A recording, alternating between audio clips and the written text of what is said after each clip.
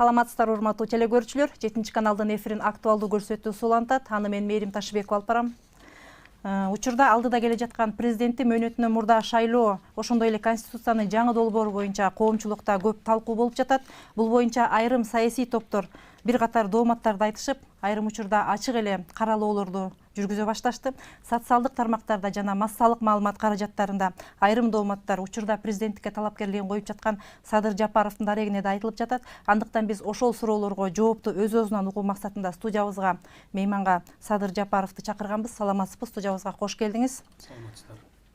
Мен алгачкы эле суроом, ошо учурда айрым саясий күчтөр, айрыкча Өмүрбек Черкечевич Текебаев, Каныбек Иманалиев, Роза Отунбаева, Садык Шер сыяктуу саясатчылар ошо конституцияны сиздин долбоор катары коомчулукка көрсөтүп атышат. Ошондой эле алар ханский бийликти түзгөн атат, бийликти бир колго топтоого аракет кылып жатат деп кыйкырып чыгышты.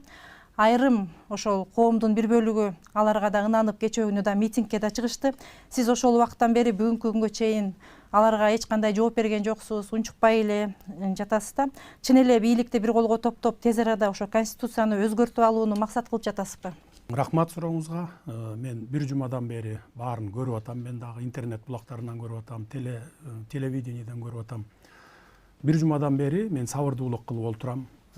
Анткени баягы акылдарына келер, баягы айтып аткан калптардын баарын оңдоор деген бир ушундай сабырдуулук менен күтүп аттым. Бирок мындай карап отурсам, күндөн күнгө күчөп баратышат. Ошондуктан чыгып аларга жооп беришке туура келди. Элге бардыгын бүгүн ачык айта турган мезгил келип жетти да. Ошондуктан мен бүгүн сиздердин студияңыздарга келип баарын түшүндүрүп берейин деп атам. Текебаев, Садык Шер, Иманалиев, анан Отунбаевалар айтып аткан конституциянын долбоору бүгүнкү конституциялык кеңешмеде талкууланып аткан мына ушул долбоор, бүгүнкү долбоор. Бул 2010 жылдан бери талкууланып келаткан долбоор. Бул 2010 жылы Текебаевдин конституциясына альтернатива катары киргизилген долбоор болчу. Бул долбоорду мен жазган жокмун. Мен болгону бир 2 гана сунуш киргиздим ушул жерге, ушул долбоорго. Бул долбоорду 2010 жылдан бери 90 алакеттен өткөрүп, шлифовать этип, баягы талкуулап, ушинтип келаткан долбоор болчу. Баягы курултайчылар чогулуп, жыл сайын эле чогулушчу эле го, негизи билесиздер, архивтерди көтөрсөңүздөр чыгат. Мунун башында Бекбосун Бөрүбашев, Кадыр Кошалиев, Азимбек Бекназаров, Баяз Турал баштаган жана андан башка бир 20дан ашык адам турат, авторлору. Жалгыз эле киши эмес. Булар бул жерде академиктер бар, доктор юридических науктар бар, кандидаттар бар арасында. Анан дагы андан башка уюмдар дагы бар. Бул бир. Экинчи, мен сунуш киргизген сунушум бир эле сунуш болду мына. Эки эле сунуш, кечиресиздер. Мына парламент, президент, өкмөт, курултай деп турат. Ушул 3 баштуу башкаруу бийлигин жок кылып туруп, өкмөттү да жок кылып, президенттикти эле бир эле башкаруу башчы болсун деп атабыз. Парламент калсын деп атабыз мына. Жаңы кирип аткан долбоордо. Бүгүн кандай? Бүгүн парламенттик башкаруу деп атабыз биз, Бүт утуп келген партиялар үчөө биригип алып туруп, мамлекетти 3кө бөлүп алып атат дагы. Бардык кызматтарга итибай чотубайын деле алып барып коюп атат. Мына азыр бүгүн ошо аксап турганыбыз ушундан болуп атат. Биз ушундай кылбай, мындан ары бир элдик конституция болсун, мамлекеттин элдин кызыкчылыгына иштесин деген конституцияны түзүп атабыз. 2010 жылы Текебаев жеке кызыкчылыгы үчүн жазып алган конституциянын кесепетинен бүгүн келип сазга баттык мына. Мен анын баарын толук айтып берем эмне үчүн. Менин сунушум мына өкмөттүн президент экөөнү бириктирип бир эле аппарат болсун деп атабыз. Анан курултай кирсин деп атабыз. Бүгүн эгерде мен ошондой ханский конституция менен жашай турган болсом, мына могу конституция, бүгүнкү конституция мына. Именно ушу ханский конституция. Бүт бийлик президенттин колунда. Спикерди дагы, премьерди дагы президент коет. Утуп келген партиялар президенттин көзүн карап отурат. Ким спикер болот, ким премьер болот деп карап отурат. Анан президент айтып, баланчаны спикер кыл, түкүнчөнү премьерге көрсөткүлө, үчөөн коалиция түзгүлө, тигил экөөнү оппозицияга таштагыла деген конституция мына могул 10 жылдан бери конституция. Мына көрдүңүздөрбү? Соттордун баарын президент шайлайт. Райондон, областтыкын, жогорку сотту, конституциялык палатаны бүт баары президент шайлайт бүгүн.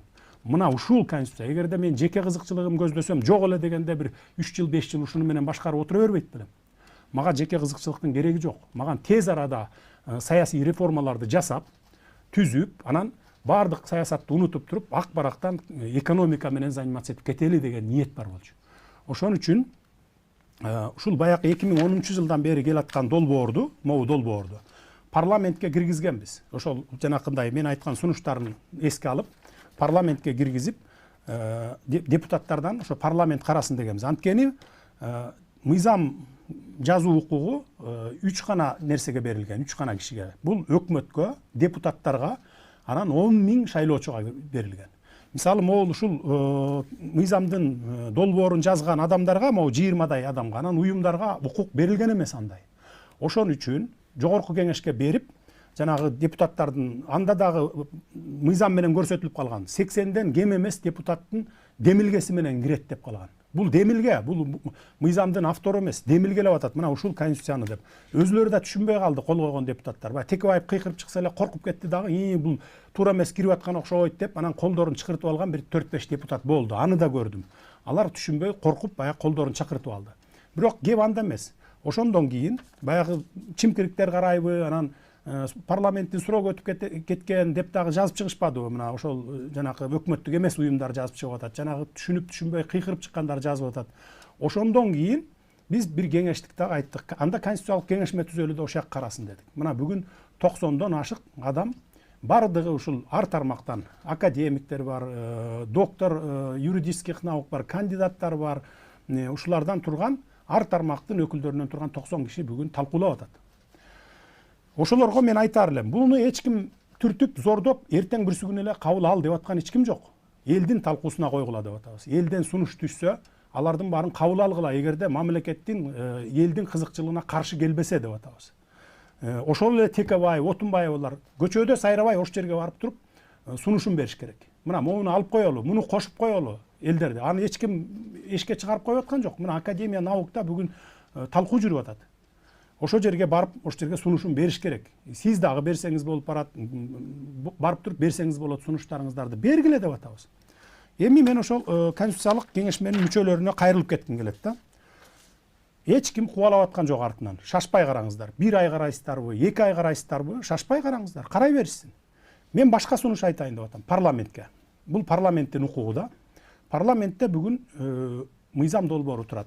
Жаңылышпасам ушу былтырлары экен Курманкул Зулушев деген депутатыбыз немеге киргизген парламентке. Баягы референдумга чыгаралы деп. Парламенттик башкарууну каалайсыңбы же президенттик башкарууну каалайсыңбы деп элден сурап алалы деген.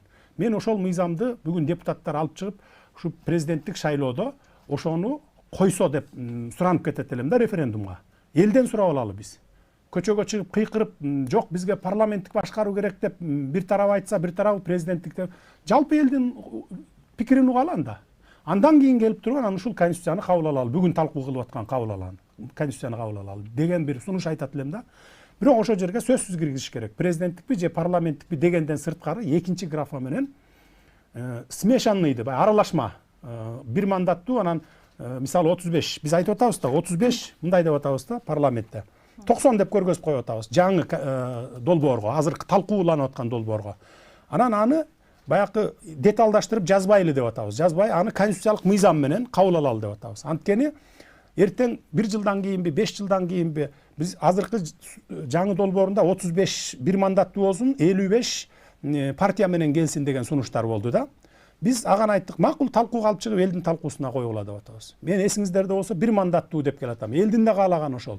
Бирок талкууларда талкуулап келгенде сунуш болуп атат. 35 бир эле мандаттуу 35 эле депутат кылып койсок, анда аялдар келбей калат, жаштар келбей калат деген сунуштарын берип генден кийин анда мейли 55ти партияларга берели да ошонол менен жаштар келсин, анан аялдар да келсин деп атабыз. Эгерде ошондой деп эле ойлосоңор деп. А 35 ошо ар бир райондун өзүнөн өкүлү келсин бир мандаттуу деп киргизип атабыз да мынакей. Ошондуктан мен айтарым, парламенттин депутаттарынан суранып кетерим да, ушул 2 графа менен турган суроо менен ошол президенттик шайлоодо буган ошол көп деле акча кетпейт. Эгерде борбордук шайлоо комиссия ошону аткара алса, анда ошо 2 графадан турган суроо менен чыгыш керек да. Президенттик шайлоо өтүп атат өзүнчө, ушул суроону элден сурап алыш керек. Президенттик шайлоону каалайсыңбы же парламенттиктиби? Экинчи графасында аралашманы каалайсыңбы же партиялык шайлоону каалайсыңбы деп. Мына ошондон кийин анан эл жалпы элдин үнүн уксак, көпчүлүк эл эгерде кайсыган добуш берсе, Анан келгенден кийин шайлоо бүтүп келгенден кийин анан дароо конституцияны ага чейин талкуулай беришсе, анан ошол жерин түздөп туруп эле анан кийин мына деп элдин шайлоосуна алып чыксак болот. Мына ушул жол менен дагы кетсек болот да. Эми Өмүрбек Текебаев жанагы регламент бузулду деп айтып атат. Текебаев боюнча мен айтып кетейин. Мындайда Текебаевди мен 30 жылдан бери билем жакшы. Анын 15 жылын сыртынан билчүмүн.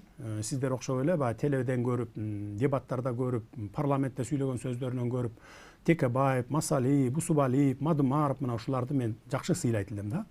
Анткени баягы Акаевдин убагынан бери оппозиция болуп сүйлөп жүргөндө көрчүбүз. Кийин 2005 жылы мен өзүм депутат болуп келдим. Текебаевдер менен аралашып иштеп калдым. Ошондон кийин анан баягы чыныгы жүзүн көрө баштадым. Мен буга чейин сабырдуулук кылдым, улууну урматтадым, кичүүнү иззаттадым, бүгүнкү күнгө чейин сыйлап келдим Текебаевди, өзү жакшы билет мага. Анан эми бузукулуктун да чеги болуш керек да. Ошону мен бүгүн элдин алдына ачык айтып коеюн деп келдим. Бузукуларга эл ээрчип кетпеш керек. Алардын айткан калп сөздөрүнө ишенип эле көчөгө чыгып кыйкыра бербеш керек. Мына Текебаев жөнүндө айтсам. 2010 жылы мына могул конституцияны, ушул конституцияны өзүнүн жеке кызыкчылыгына жазган. Муну саясий элита бүт бардыгы билет. Бүт баарыбыз билебиз. Журналисттер деле жакшы билет. Анткени 2010 жылы революция болгондон кийин ал өзүнө тиешелүү топту топтоп алып эле конституциялык кеңешме деп өткөргөн.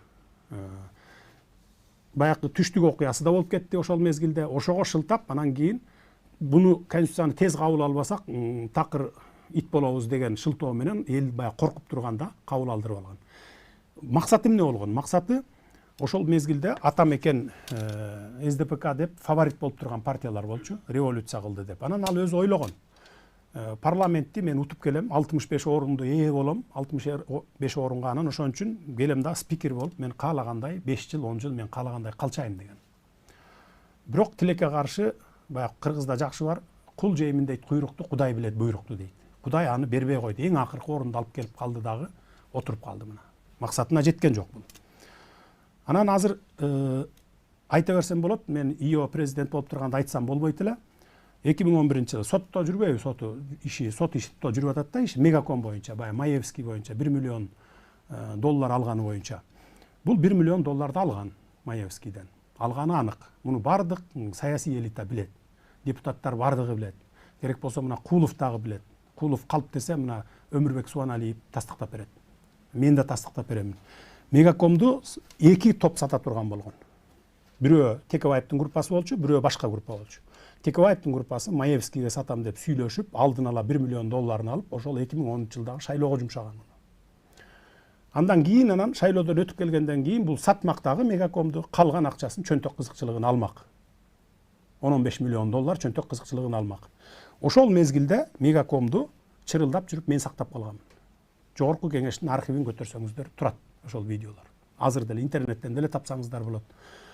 Бүт документтерди топтоп, Мегаком 100% мамлекетке өтүш керек. Минтип силер бөлүп жиликтеп сатпагыла деп кыйкырып чыгып, депутаттарга 120 депутатка документтерди таратып берип, ошону карап аткан сот аркылуу беребиз деп сотторун да даярдап коюшкан ошол мезгилде.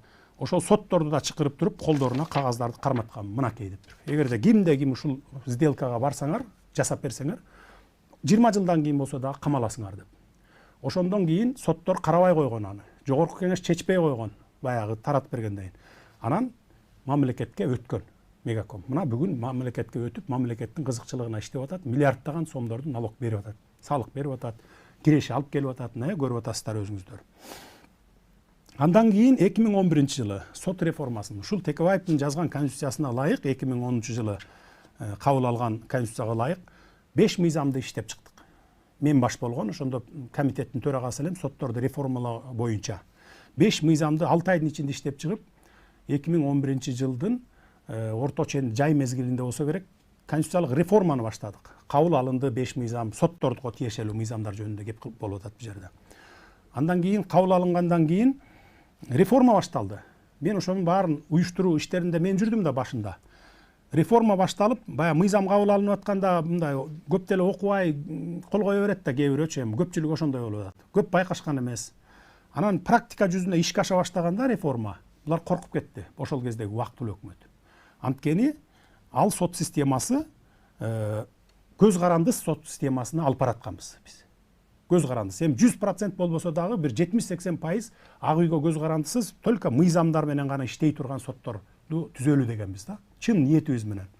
Эми баягы өнүккөн өлкөлөрдө сот көз карандысыз да президенттерин чакырып алып деле сотко сурап атпайбы? Мына ушундай системаны түзөлү дегенбиз да. Булар коркуп кетти дагы. Садыр Жапаров ата журттун сотторун өткөрүп алыптыр, жалаң туугандарын өткөрүп алыптыр деген шылтоо менен анда алар күчтүү болчу да, бийликте турган, башында бүт баары бийликтин башында турган жүздөй аял эркектерди алып келип алып, бөтөлкө ыргыттырып, тапочка ыргыттырып, Садыр Жапаров кетсин, деге ата журттун сотторун өткөрүп алыптыр деген шылтоо менен мени комитеттен алып, баягы мыйзамдардын баарын четке кагып, токтотуп, действующий мыйзамдарды токтотуп туруп, ошол кезде Токтогул Туманов деген СДПКнын депутатын алып келип туруп менин ордума коюп, анан мына бүгүнкү көз каранды, толук көз каранды ак үйдөн 100% көз каранды сотторду системасын түзүп бүгүн отуруп алышкан. Мына 10 жылдан бери ушул көз каранды соттор келатат. Эгерде ошондо Текебаев тоскоол болбой, өзүнүн командасы менен тескерисинче мени колдоп койгондо, ошол сот реформасы жүрүп кеткенде. 2012 жылы биз камалбайт элек, Ташиев, мен, Мамытов болуп. 2016 жылы Текебаев өзү камалбайт эле. 2017 жылы мен да камалбайт элем. Мына көрдүңүздөрбү? Эгерде ошол сот реформасы жүрүп кеткенде камалбайт элек да.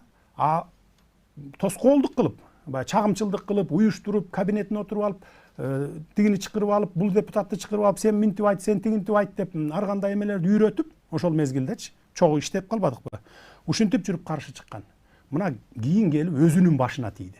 Биздин да башыбызга тийди, мына жалпы мамлекеттеги элдин башына тийип атат. Анткени сотторду ак үйдөн отуруп алып гана бир начальник отдел эле чалып любой чечимди чыгартып коет. Мына азыр да ошондой да. Мына могу конституциянын кесепети, ошол жана сотторго жазып алган мыйзамдын кесепетинен ошондой болуп атат бүгүн. Бир кишинин колуна топтоп берген үчүн. Андан кийин дагы бир баягы айткан сөзү менен кылган иши дал келбегендиги, бул элдин зыянына тийгендигин айтайын. 2012 жылы мен Кумтөрдү көтөрүп чыктым, бүт 4 ай иштеп, текшерип келип парламентке Токтомдун долбоорун алып чыктым. Мынакей Кумтөрдү мамлекетке алып өзүбүз иштетели, болду эми мындай деп. Бардык мыйзамдуу жолдор менен. Мен аны каракчылык кылып алалы деген жокмун. Токтомдун долбоорун алып келдим. Ошондо акыркы күнү добуш берер күнү Текебаев бүт командасы менен чыгып кетип калды добуш бербей. 4 эле депутаты калды залда, 4төө добуш берди. Анын экөө дагы мени менен ошо чогуу барып комиссияда иштеген болчу. Бирөө Ширин Айтматова, анан дагы бирөөсү азыр эсимде жок.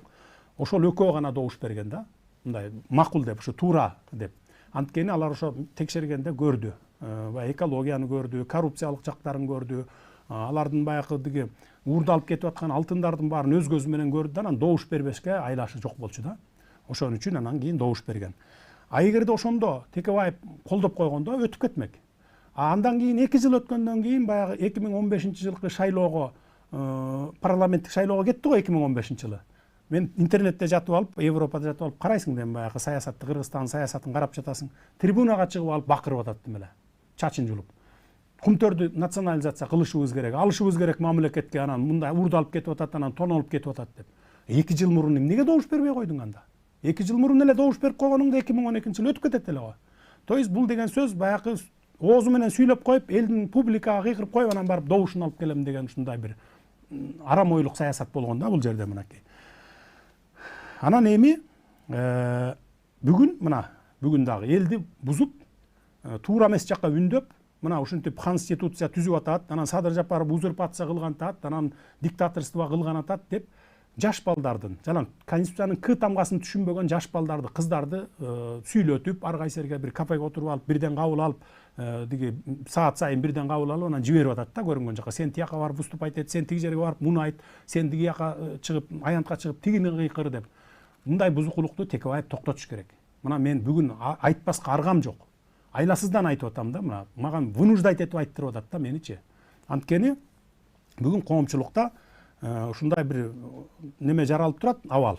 Эгерде көтөрүлүп кете турган болсо, анда жаман арты чатак болот да. Ошон үчүн андайга барбашыбыз керек. 6-октябрдан баштап бардык ситуацияны колго алып, эч бир айнекте чактырбай, бирөөнүн да чекесине черттирбей, ушул тез арада мыйзамдуу талаага киргизип кеттик да. Мына ушуга Кудайга тоо деш керек.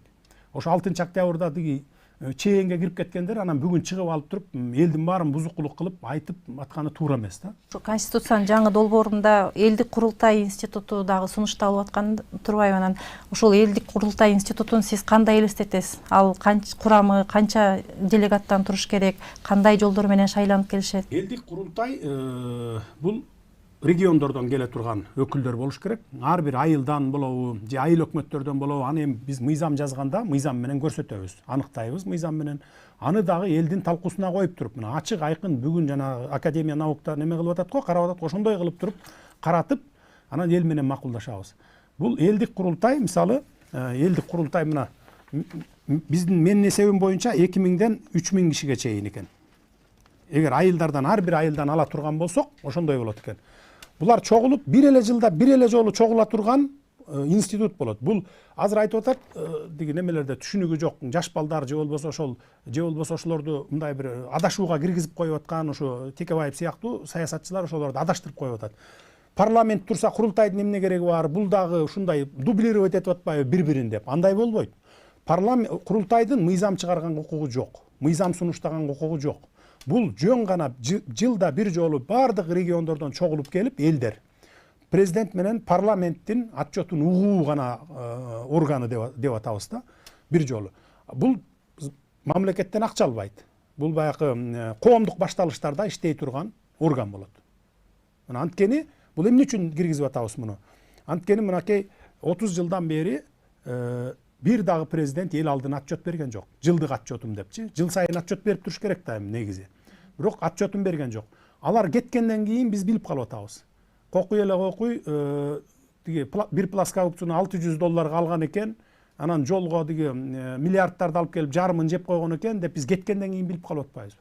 Бул эч кимге бир мындай зыяны жок орган болот булчу. Эл чогулуп атпайбы? Чогулуп отчетун угуп, ошол жерде президент мисалы отчет берет да.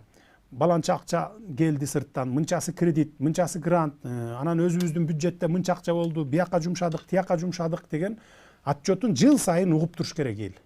Мына ошондо тактык болот. Ошондо президенттердин да жоопкерчилиги болот, парламенттин да жоопкерчилиги болот, ген прокуратура жана счетный палаталардан төртөөнөн тең отчет алып турсун. Эмне иш кылдың деп бир жылда. Мына ошондой гана. Бул бирөөнү кызматтан албайт, кызматка койбойт. Анан дайыма баягы төрагасы дагы дайыма болбосун деп атабыз. Келгенде мисалы 5 күндүк отчет 5 күндө бүтөбү, 6 күндө бүтөбү, ошого курултай келип туруп баягы төрагасын ошол периодко гана шайлап алат деп атабыз да.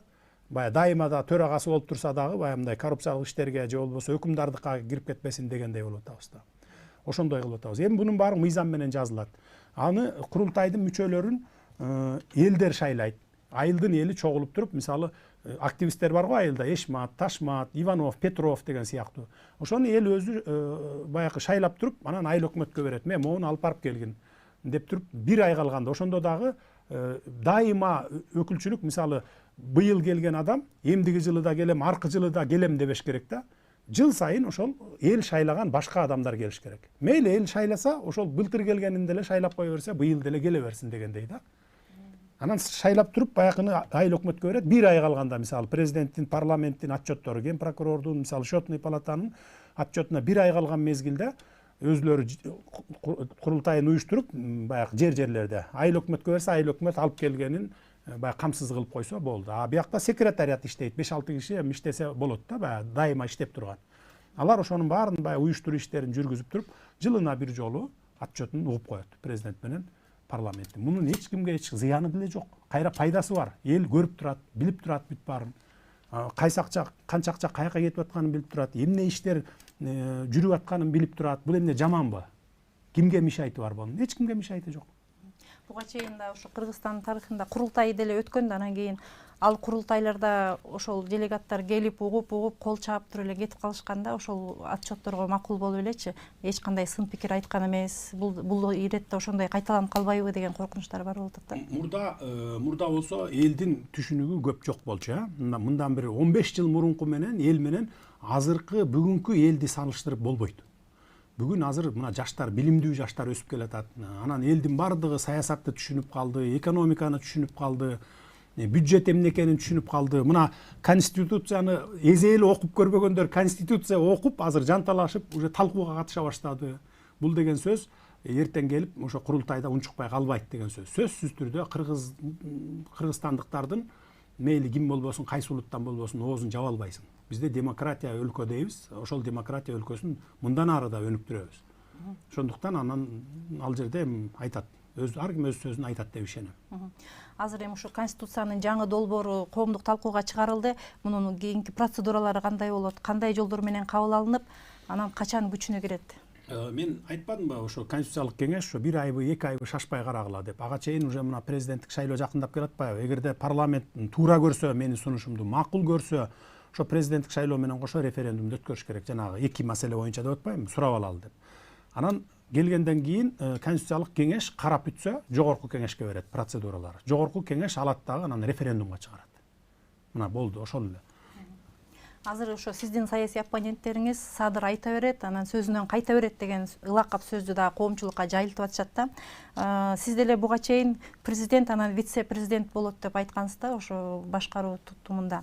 Азыр болсо ошол сөзүңүздөн кайтып президент, премьер-министр, анан министрлер деп айтып атасыз да. Демек сиз кайра ошол сөзүңүздөн кайттыңызбы? Бул эми мындай да, ошондой сөз бар. Ал бул сөз качан чыккан? Бул сөз баягы эң биринчи мени баягы премьерликке көргөзүп атканда депутаттар жана башка саясий күчтөр кысымга албадыбы, көрбөдүңүздөрбү? Давайте азыр эле шайлоо өткөрө коелу, мына могу конституция менен, анткени мыйзамсыз болуп калат, анан тигиндей болуп калат, мыйзам талаасынан чыгып кетебиз деген сөздөрдү айтты ошол эметкенде. Мен ошондо айттым, мейли эгерде мыйзам талаасынан чыгып кете турган болсок, да мен да карап чыктым түндө. Анда кайра партиялык шайлоо менен жаңы шайлоо өткөрөлү дагы, анан кийин келип кайра ушу референдумга баралы дегем да, жаңы конституцияны иштеп чыгалы деп айтып, бирок бир күндөн кийин кайра мен ошол эле депутаттардын өзүн топтодум. Спикерди баш болгон Канат Исаев эле ал кезде спикер, калган бүт фракциялардын жетекчилерин топтоп, сүйлөшүп, тегерек столдо отуруп алып, анан бир келишимге келгенбиз анда. Анда айтканбыз, азыр мыйзам кабыл алалы дагы, ушул мыйзамды тебелебей, тепсебей, жаңы мыйзам кабыл алалы. 1-июнга чейин болсун, жазда болсун шайлоо. Азыр могу реформаны бүтүрүп алалы, конституциялык реформаны. Андан кийин шайлоо кылалы деп макул болуп туруп, анан депутаттар мыйзам кабыл алып берди. Мен кол койдум дагы. Жазга жылганда парламенттик шайлоо. Ошону айтып атышат да көпчүлүгү. Анан эми сиз айтып аткан мурда президент, анан вице-президент деп атып, азыр премьер-министр деп атасыз. Мына мындай болуп атат да, мына экөөнү бириктирип атабыз да. Ошон үчүн мен президент, анан вице-президент деп коелу дегенбиз да. Вице-президент болсун, анан министрлер болсун ылдый карай дегенбиз. Эми бул жерде кечээ күнү ошол долбоорду талкуулап атканда авторлору менен сүйлөштүк да. Бул жерде вице-премьер-министр дебей эле ошол премьер-министр деп эле калтырып коелу деп атабыз. Мунун эми аты алмашкан менен заты алмашпайт да, негизичи. Заты алмашпайт. Эмне үчүн дегенде, кошуна өлкөлөрдүн баардыгында, дээрлик дүйнөнүн жарым өлкөлөрүндө премьер-министр деген ат менен жүрөт да баары. Анан мисалы Азербайжанда вице-президент келгенде дейт, мисалы кошуна өлкөлөрдө статусун определять эте албай кыйналабыз дейт да, баягы көпчүлүк өлкөлөрдө. Ошон үчүн премьер-министр деп эле ат менен калса деп атабыз да. Бул эми долбоор, сунуш. Эми конституциялык кеңешме кандай кабыл алат, ал эми өзүнүн иши да. Бул жерде мындай эч эмеси деле жок мунунчу. Вице-президент деп койсок деле болот. Бирок баягы башка өлкөлөрдүн премьер-министрлери менен баягы иш алып барууда баягы аты башкача болуп калат экенде, ошон үчүн эле. А бирок эч кандай эмеси жок мунун айырмасы. Аты өзгөргөнү менен заты өзгөрбөйт экен. Азыр ошо сиз да өзүңүз айтып кеттиңиз, сотторго болгон коомчулуктун да нааразылыгы күч. Анан ошол жаңы сунушталып жаткан конституцияда ошо сотторду тандоо жагы кандай көрсөтүлгөн? Вот как раз мен ошол эки сунушумдун бирөө ошол. Мисалы, өкмөттү кошолу, бир өкмөт түзөлү деп атабыз. Президент өзү башкарган өкмөттү, жоопкерчиликти толук мойнуна алган өкмөт түзөлү деп атабыз. А сотторду болсо азыр президенттин алдында. Мына ушул конституция менен толугу менен президент шайлайт сотторду. Өзү указ менен отургузуп коет. Мен аны парламент аркылуу, фильтр аркылуу өтсүн деп атам. Аны эле эмес, ошол жанагы борбордук шайлоо комиссиянын 3/1, сотторду тандоо кеңешинин 3/1, счетный палатанын 3/1, кыскасын айтканда президентке баарын берип койбой, парламент аркылуу өткөрүп, фильтровать этип өткөрүлсүн деп атабыз да. Президент эч качан карабайбы же, ал дагы бир карап чыгабы? Эми президент баягы сотторду тандоо кеңешинен өтүп келгенден кийин бир сыйра баягы мындай коррупционерлер өтүп кеткен жокпу, ар кандай мындай бир кылмыш иши бар же болбосо мындай бир кылмышкерлер өтүп кеткен жокпу деген жагын карап койсо болот. Анан парламентке берсе, парламент өткөрүп өзлөрү шайлап кое берсе болот да. Андан тышкары ошо сиз жакында эле мамлекеттин бюджетин толтурууга багытталган экономикалык мунапыс жарыяладыңыз эле. Анын тагдыры эмне болуп атат? Бир айдай болуп калды аны. Жаңы мыйзам кабыл алыш керек эле. Мыйзам экинчи окуудан өтүп, анан үчүнчү окуудан өтпөй турат деп аткан. Эми эгерде ошол мыйзам кабыл алынса, анда дароо күчүнө кирет, иштеп баштайт. Кандай болот ошондо? Азыр чогулуп атат да каражаттар келген. Келген каражаттар алар баягы ар ким өзүнүн баягы эрки менен төгүп аткан каражаттар бар. Аны мен так суммасын азыр анык сурай алган жокмун. Бир топ эле сумма чогулуп калды. Бир топ эле кишилер келип төгүп атат. Ал аттарын азыр айтууга болбойт. Кээ бирөө өзлөрүнүн суранычы бар. Жок, биз мына добровольно эле төгүп атабыз, атыбызды чыгарбайлы койгула дегендер да бар экен. Анын баарын кийин отчет менен айтабыз, бирок аттарын чыгарбайбыз да. Андан тышкары ошо кендерди лицензия берүүгө мораторий киргизилди эле да. Бул да коомчулукта ар кандай пикирлерди жаратып атат. Анын мөөнөтү канчага чейин созулган ошол мораторий же таптакыр ошол мораторий алынбайбы? Азыркы иштеп аткан кендердин тагдыры кандай болуп калат анда? Ошо тууралуу айтып кетсеңиз. Мен өткөндө баардык түштүк регионду кыдырып келдим, ошондо көрдүм. Ошондон келип эле анан мен алтын кендерге лицензия берүү боюнча мораторий жарыялап койдум. Мөөнөтү көрсөтүлгөн жок. Азыр мындан ары алтын кендерге лицензиялар берилбейт. Берилип иштеп аткандар иштеп турсун, алар менен дагы кийин убакыт келгенде сүйлөшүп, баягы бир столго отуруп, сүйлөшүүлөрдү жүргүзүп, жергиликтүү элдин, мамлекеттин пайдасына чече тургандай кылабыз аларды. Андан тышкары сиз ошо нарын жергесине барганда убада кылдыңыз эле, насыя алып төлөй албай кыйналып аткандарга 100 000 сомго чейинки суммадагылардын 3 айлык пайыздык үстөгүн төлөөгө өкмөт жардам берет деп. Андан жогорку суммадагыларга эмне себептен андай жеңилдиктер каралган эмес? Алар деле кыйналып жатышат да мисалы. Эми андан жогоркуларын деле карап көрдүк, бирок мамлекеттин алы жетпейт экен, бюджетибиз тартыш. Биз тапканыбыз болгон источниктен тапканыбыз 1 миллиард 200 миллион сом болду. Ошону эсептеп чыкканда биздики 100 000 сомдон ылдый алган кредиттердин ошо 3 айлык процентин жаап бергенге жетет экен. Ошого мен токтомго кол койгом. Ал бүгүн күчүнө кирип иштеп атат. Декабрь, январь, февраль айларында ошол 3 айлык проценттерин жаап алса болот. Же болбосо өзлөрү кааласа баягы негизги суммасынан ошол 3 айлык проценти канча болот, ошол сумманы негизги суммасынан минусовать этип койсо болот. Ошону жаап алса болот да негизги суммасын. Ал өзүнүкү. Ош компаниялар менен, банктар менен сүйлөшүп, кимден кредит алган болсо, ошолор менен сүйлөшүп ошондой немеге барып алса болот да, жаап алса болот. Эгерде 100 000ден өйдө карай алайын десек, анда жетпейт экен. Акча каражаты жок болгондон кийин, эгер болсо, бүт эле баарыныкын жаап берсек гана жакшы эле болбойт беле. Бирок каражат жетпей атпайбы. 100 000ден ылдыйкылар дегенибиз, эми 100 000ден ылдыйкы биздикилер баягы кедей, начар турмуштагылар алат да. Баягы эптеп-септеп жан багып аткандар алат. Ошон үчүн ошо ылдыйкы слойду карадык да биз. Ошондо 100 000 сомго чейинки суммадагылардын баарыныкы жабы ошондой жеңилдиктер каралабы. 100 000 сом алгандан ылдый карай 90 000 сом, 80 000 сом, кээ бирөө 20 000, 30 000, 50 000 алгандар бар да. Бар экен андайларчы майда чүйдө. Кредит алып эптеп ошол баягы жан баккан. Пандемия убагында кыйналып калып алгандар бар экен. Аябай көп арыздар келди да. Эшикке меле бир күндө 300дөн 400дөн киши кабыл алып аттым. Эми баягы физически үлгүргөнүм ошол болуп атты да. 24 сааттын баягы 20 саатын иштеп аттым дебедимби? Ошондо арыздар аябай көбөйүп кеткенден анан биз баягы отуруп, өкмөт менен баарыбыз отуруп алып, изилдеп көрүп, баягы казып чыгып атып, ар кайсактан ошол таап чыкканыбыз ошол болду. Мына азыр алдыда президенттик шайлоо турат мөөнөттүн өмүрдө. Буга чейин ошо эл өзү тандыганга мүмкүнчүлүк берилген эмес. 30 жылдык тарыхыбызды карасак, эми азыр болсо коомчулук мындай чынында эле күчтүү лидерди күтүп атат да. Ошол авторитар, эми күчтүү лидер дегенде биз авторитардык же болбосо диктатор катары түшүнбөшүбүз керек. Бул ички духу күчтүү лидер, же болбосо мындайча айтканда алдыга койгон максаты, ага жете билгени, же болбосо кылчактап жогору башка мамлекеттеги лидерлердин көзүн карай бербеген. Эми бүгүнкү күндө сизди ошондой лидер деп айтсак болобу? Эми муну убакыт көрсөтөт, ишибиз менен көрсөтөлү, анан азыр мен андаймын же андай эмесмин деп айтышка кыйын. Ишибиз менен көрсөтөбүз кийин. Ошо кээ бир массалык маалымат каражаттарына сиз интервью бергенде айрым саясатчыларды айттыңыз эле, ошолордун ишмердүүлүгүнө көз карашыңызды билдирип жатып, 2010 жылдагы болгон түштүктөгү кок алаңы боюнча дагы териштириш керек, ал боюнча жоопкерчилик тарта турган адамдар да бар деп. Мисалы бүгүнкү күндө убактылуу өкмөттүн мүчөлөрү же болбосо бир уч саясатчыларды ошол сөздөрүңүз чочутуп жаткан жокпу? Туура суроо бердиңиз. Ошол именно ошол сөздөр чочутуп жатат да. Ушул ойлоп атышат баягы келип, кайра казып, баягынын баарын кайра көтөрүп, анан кийин жоопко тартабы дегендей кылып. Мен андай деле оюм жок эле. Эми өткөн иш өттү, кеткен иш кетти, сууп деле калды деген ойдомун. Мен андай деле оюм жок негизи. Анан бирок эгерде кимдер мындай бир кандай десем, ошонун чыгып кетишине күнөөлүүлөр, бул эң негизгиси бул баягы улуттук коопсуздук кызматы менен президент болот да. Ошол мезгилде улуттук коопсуздук кызматы билип турган бүт баарын.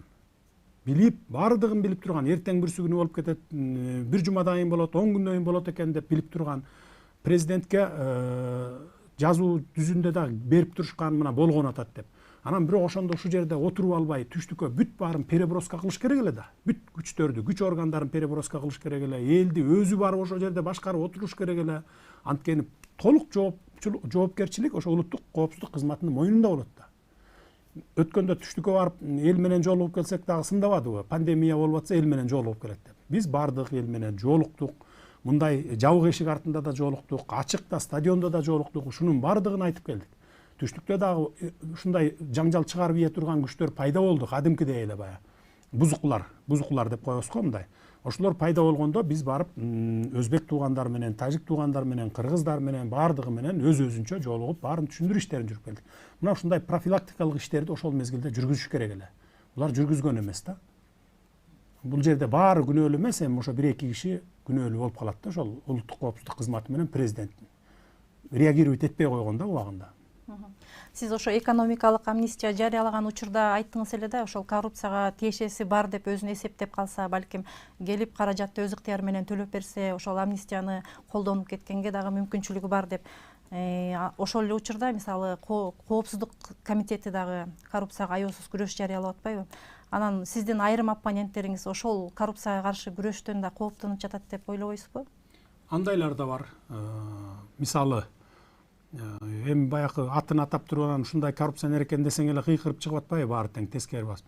Мисалы жана Каныбек Иманалиев айтып жүрчү эле го, маган тигил уголовный иш таппайсыңар, ал уголовный иш табыш деген ал крокодил табыш Нарын рекасынан же болбосо Аламидинден дегендей. Бар экен уголовный иши. Эмне үчүн муну карабайсыңар десе, депутаттыгынан эле коркот экен да. Мына бул мурун деле мына Акаевден бери карай келатпайбы, Бакиевке чейин эле. Кыйкырып оппозиция болуп эле, мына мындайсың, тигиндейсиң деп эле коркутуп эле, анан кийин ошо өзүнүн кылмыш иштерин билбей, өзүнүн коррупциялык иштерин билет, өзү билип турат. А бирок баягы асылса эле, анан кийин алып барып камап койсо, элге баягы жакшы болуп көрүнүп калат экен да. Мына оппозиция болуп мунусун баланчасын айтып атса, анан апарып камап койду деген сыяктуу баягы өзлөрүнө мындай кандай десем мындай калкан сыяктуу көрүп алган да. Калкан сыяктуу көрүп алган. Болбосо ушул эле Каныбек Иманалиевдин кылмыш иштери бар. Ошол типография боюнча, жана башка боюнча коррупциялык иштери дагы бар. Анан бул ошон үчүн баягы кыйкырып чыгып атат да, бул келип баягы улуттук коопсуздук кызматыбы же болбосо бул шайлоодон шайланып келип алып анан ошол иштеримди чукуйтко деген бир неме пайда болуп калса керек да анын көкүрөгүндө. Ошон үчүн анан кийин ушундай чыгып атат да. Мындайлар көп. Коррупция менен күрөш десе, мисалы буга чейин ушундай кабыл алынып келген саясий оппоненттерин жок кылуу же болбосо алардын оозун жабуу депчи. Анан сиз буга чейин да айтып кеттиңиз эле, мен эч убакта ошол саясий оппоненттеримди куугунтук кылбайм деп. Ошол экөө бири-бирине карама-каршы келип жаткан жокпу? Саясий оппоненттерди куугунтук кыла турган болсок, 1,5 айда колубузда мына могул ханский конституция менен бийлигим турду. Кылып койсо болот эле да. Баарын шагыратып 2010-жылы 50-ге жакын адамды камашкан убактылуу өкмөттөр. Биз деле ошондой жолго барсак болот эле. Бирок мен андай жолду тандаган жокмун. Бардыгын айтып атам, элге жарыялап атам. Келгиле камай берип түрмөнү толтурган менен пайда жок. Биз түрмөнү толтуруп баягы жарандарыбызга зыян келтирип атабыз, биринчиден камап. Экинчи жагынан мамлекеттен аналарды миллиондогон сомдорду менен багып атабыз аларды. 3 маал тамак беребиз, самын сумун беребиз, шейшеп-шейшебин беребиз дегендей миллиондогон сомдор кетип атпайбы? Ал эми карапайым калктын баягы жон терисинен алган налог да, салыктын эсеби. Бул мамлекеттин акчасы деп дагы айтууга болбойт. Элдин акчасы менен ошолорду багып атпайбызбы? Анан ошон үчүн алардын баарын камаштын кереги жок, камабайбыз дагы. Бизде демократия өлкөсү дегенден кийин ошону дагы улап кетишибиз керек. Бирок ушул бакырып кыйкырып аткандарга дагы айтат элем да, мындай факты менен, анан кичине далилдеп, анан бир жаман ою болсо ошону далилдеп чыгып туруп анан айтса жакшы болот эле да. Жөн эле демократия деп эле анан бирөөнү каралап кыйкыра бергенден эч пайда жок да. Сиз алардын мындай ошондой ачуу, балким ачуу деп айтсак болобу, же чындыгын угуп, алар айтып аткан, өзүнүн эсептеп аткан чындыгын угуп, консенсуска келип, маңдай тескей отуруп сүйлөшүүгө даярсызбы? Ой, маңдай тескей отуруп Текебаев менен 4 жолу сүйлөштүк. 2 жолу биздин инициативабыз болду, жолугалы деп, башында. Андан кийин 2 жолу өзү суранып келди. Кабинетиме чейин келди, башка жерден жолуктук, даже үйүнөн да жолуктук. Жапжакшынакай түшүнүп турат. Айтып бердик, мына деп мен айтып бердим баарын тең. Мынакей ушул долбоор. Мына мен жазган жокмун, бая билесиз 2010дон бери келатат. Ушул жерлерди өзгөртүп, сиз да кириңиз, айтыңыз, сунушуңузду бериңиз, алымча кошумчаңызды кошуңуз деп айтып, макул деп татынакай сүйлөшүп чыгып эле, эртең менен эле тескери басып кетет экен, тескери сүйлөй берет экен да. Баягы мындай микрофонго жеткенде бир эмеси кармап калабы, билбейм, айтор бир же тиги от алып кетеби, баягындай немеси билбей койдум да ошону. А так мен бардыгы менен сүйлөштүм.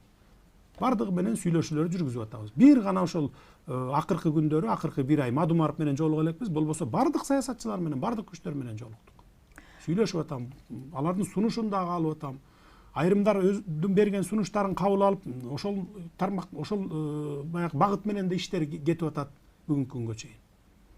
Ошо айрым саясий оппоненттериңиз Кыргызстанда азыр криминал башкарып калды, же болбосо бийликтин ичине криминал аралашып жатат деген сөздөрдү дагы айтып атышат да. Анан ошол сиздин абактан чыкканыңыз үчүн гана ошентип каралап атышабы, же чындыгында эле ошондой болуп атабы? Эми башында баягы мен абактан чыгып келгенден кийин анан элдин баары мени колдоп алып барып анан отургузбадыбы, беркилер неме болуп. Анан ошондо дүйнөлүк коомчулар, ушул эле бакырчактар бүт баары тең ошол жазып атпадыбы? Дүйнөлүк коомчулукка мына түрмөдөн чыгып келип отуруп калды, бандиттер башкарып алды деген. Ошол эле эмеди айтып атат да. Болбосо мен бандиттер менен бир эч кандай чатагым жок. Биз дагы ошо журналисттик иликтөө жүргүзүп, ошол чын эле абакка отуруп чыккандардын баары криминал менен байланышып калып, кийин байланышын үзө албай калабы дегенди иликтөө жүргүздүк элек. Ал азыр интернет тармактарда турат ошол маалымат. Анан сиздин да өзүңүздүн оозуңуздан уксак да, ал жакка барганда ошол криминалдык өзүнчө бир чөйрө бар да, ошолор менен кандай байланышта болот бекен бардыгы эле? Мына мен отурган түрмөдө 1050 адам бар болчу. Андан башка жалпысынан алганда 9000, башында 11000 болчу, азыр 9000дин тегерегиндеги эл бар. Ошол 1050 адамдын бир 50-сү ошо өзүн криминалдык мирге арнап койгон адамдар болот. А калганы 1000 жөнөкөй эле мына мен окшогон баягы кээ бирөө баягы жала жабуу менен барып отуруп калгандар бар. Майда чүйдө кылмыштар менен барып отуруп калгандар бар. Мен ошолордун арасында отурдум. Эгерде мени калп айтат десе, ошолор айтсын. 1000 адамды кантип алдайсың? Макул, 1 адамды алдайсың, 2 адамды алдайсың, 1000 адамды кантип алдайсың? Ошолор көрүп турат, мына азыр мени теледен көрүп атса да айтсын. Байланышы барбы же жокпу деп. Жакында эле ошо массалык маалымат каражаттарына дагы бир материалдар жарыяланып атат, маалыматтар этият болгула, зектер чыкты дегенчи. Сиз да ошо жакында эле ырайым берип бир топ адамдарды түрмөдөн чыгардыңыз да, ошолорду кимдер ошолордун катарына кирди? Мен ойлодум эле бир жалпысынан ушу 1000дин тегерегиндеги адамдар чыгат го депчи. Анткени мен өзүм ошолордун арасында жүрүп көрдүм. Жала жаап, апарып камап койгондор бар. Баягы результат деген бир эме бар эле да, илгертен бери калган, Союздан бери калган ошо милиция кызматкерлеринин арасында. Азыр мен ошону айттым өткөндө. Андайды токтоткула, результат деп сурабагыла деп. Баягы мисалы бир роудуда 10 опер иштесе, 8-9 баягы кылмышкерлерди кармап келет, аппарат камайт, анан экөө эчтеке таппайт, анан экөөнү начальник анан кыйнайт да. Бул 8өөнүн эмне айырмаң бар? Булар ай сайын бирден киши алып келип камап атат. А сен экөөң эчтеке результат бербей эле эмгек акы алып жатасың мамлекеттен, жөн эле бекер эле деп. Анан барат дагы албай чөнтөгүнө бирдеме сала коюп, кармап апарып камап коет. Мына мен результат кылып келдим деп. Кээ бирөө айрымдары звание алыш үчүн, баягы кызмат ордунан көтөрүлүш үчүн эптеп эле бирөөнү каралап алып барып камап койгон учурлар бар. Мындай жок эмес. Адам баласы бар жерде баары болот экен. Ушундай 1000 деген адамдар жатат. Мен окшоп баягы мындайча айтканда, орусча айтканда, не за что отуруп калган адамдар толтура. аялдар бар анын ичинде, балдар бар. Мен ошолордун бардыгын ревизия кылып чыккыла деп жаза аткаруу комитетинин башчысына бердим эле. 1 ай бою иштешти, 2000дей арыз түшкөн экен, баягы ырайым берүү боюнча, ырайым сурап 2000дей арыз. Анан алар менен президенттин алдындагы ырайым берүү боюнча комиссиясы иштеп чыгышты. Бая бардыгын талдап чыгып 238 гана киши чыкты. А мен ойлодум эле 1000ге жакын чыгат болуш керек депчи. Эми муну дагы экинчи этабы менен дагы ревизия кылабыз мунун баарын.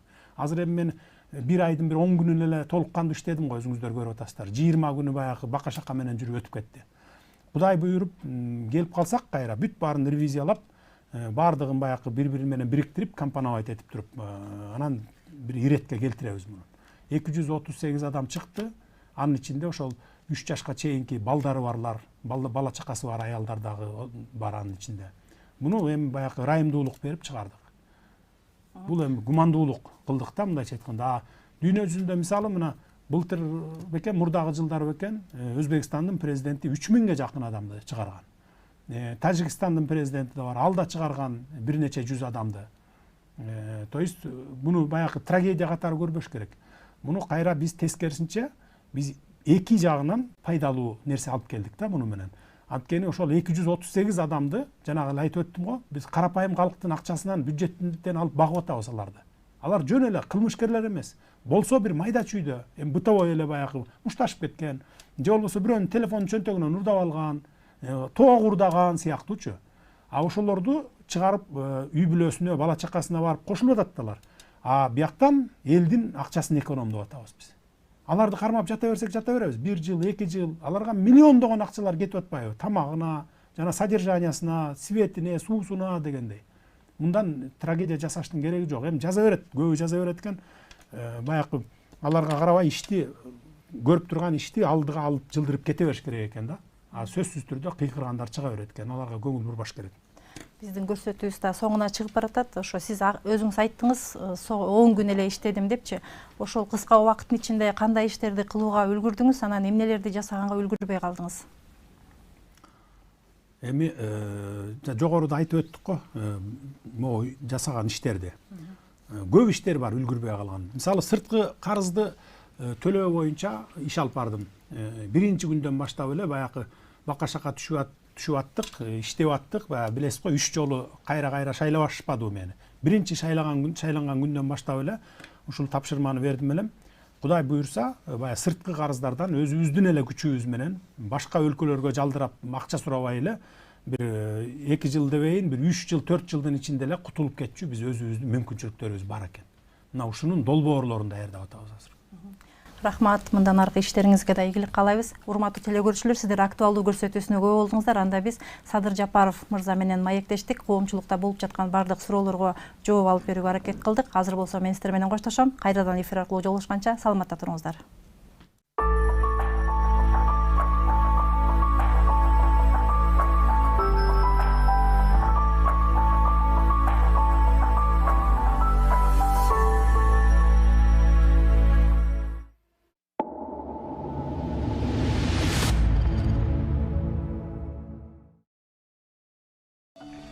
Чыңалуу, туура эмес тамактануу, антибиотиктер пайдалуу бактерияларды жок кылышат жана ич катуу, курсактын көбүшү, ич өтүү келип чыгат.